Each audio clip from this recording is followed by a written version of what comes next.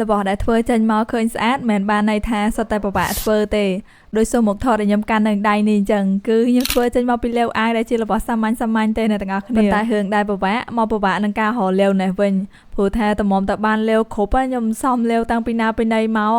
គឺខ្ញុំកាត់លាវហ្នឹងចេញមកពីកណាត់កៅអៅចាស់ៗដែលយើងឈប់ប្រើហើយចោលអ្នកទាំងអស់គ្នាលាវភាគច្រើនមានតែសហើយនឹងខ្មៅទៀតវាអត់សូវមានពណ៌ឬក៏ម៉ូតណាដែលយើងត្រូវអញ្ចឹងណាអញ្ចឹងតម្រាំតែគ្រប់នេះបើគិតជាសាច់កណាត់ដែលខ្ញុំបានកាត់វិញប្រហែលជាមកបេធំហើយបើសុំគឺយើងគ្រាន់តែមានកតាហាងក្រាស់បន្តិចមកហើយຂະຫນាតខាងក្រៅវា15កន្លះគុណនឹង21និងຂະຫນាតខាងក្នុង9កន្លះគុណនឹង14ខ្ញុំប្រើជាប្រភេទกระดาษបិទអញ្ចឹងយកមកបត់សពីក្រៅសុំហ្នឹងណាទាំងអស់គ្នា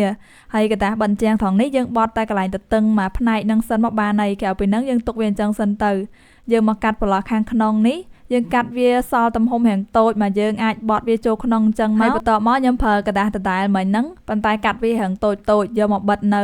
ខាងសុំហ្នឹងប៉ុន្តែយើងបិទតែ3ជ្រុងទេយើងបិទអញ្ចឹងគឺដើម្បីទុកចន្លោះឲ្យពេលដែលយើងសោករកថតមកវានៅក្នុងចន្លោះហ្នឹងណាទាំងអស់គ្នាយើងត្រូវការกระดาษឡាំងមួយទៀតຂະຫນាតវា15កន្លះគុណនឹង21ដែរហើយអានេះយើងបិទกระดาษបិទអញ្ចឹងដែរប៉ុន្តែយើងបិទតែផ្នែកខាងមុខសិនទេហើយកន្លែងនេះខ្ញុំច្អល់មិញហ្នឹងគឺផ្នែកខាងលើអញ្ចឹងពេលដែលយើងបិទភ្ជាប់ជាមួយសុំនៅខាងមុខមិញហ្នឹងគឺយើងបិទខាងលើជាមួយនឹងខាងលើដូចគ្នាមកខាងក្រោយនេះយើងគ្រាន់តែយកกระดาษបិទជាងមួយសន្លឹកទៀតយកមកបិទផ្ចិតវាទៅគឺស្អាតទៅ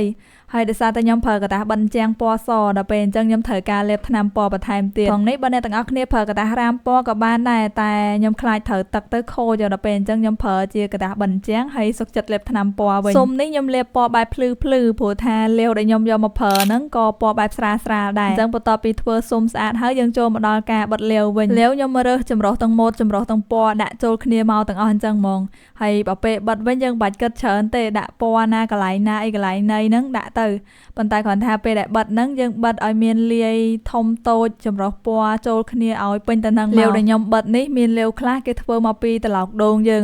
ហើយមានខ្លះទៀតគេធ្វើចេញមកពីសបកឃុំនិយាយទៅមានចម្រុះម៉ូតបិទលាវហើយក៏ខ្ញុំបិទបន្ថែមក្រមកម្មដែរព្រោះថាពេលដែលយើងដាក់បន្ថែមក្រមកម្មទៅឃើញសុំយើងកាន់តែភ្លឺចាំងស្អាតហ្មងហើយចុងក្រោយបន្ថែមតែជើងត្រសុំនឹងមួយទៀតមកគឺរួចហើយសុំនេះត្បិតតែថាធ្វើចេញមកពីរបស់សាមញ្ញមែនប៉ុន្តែធ្វើនេះគឺធ្វើដើម្បីដាក់រូបមនុស្សពិសេសឬក៏មនុស្សជាទីស្រឡាញ់ព្រោះថាសុំនឹងបង្ហាញពីក្តីស្រឡាញ់និងការខំប្រឹងរបស់យើងណាទាំងអស់គ្នា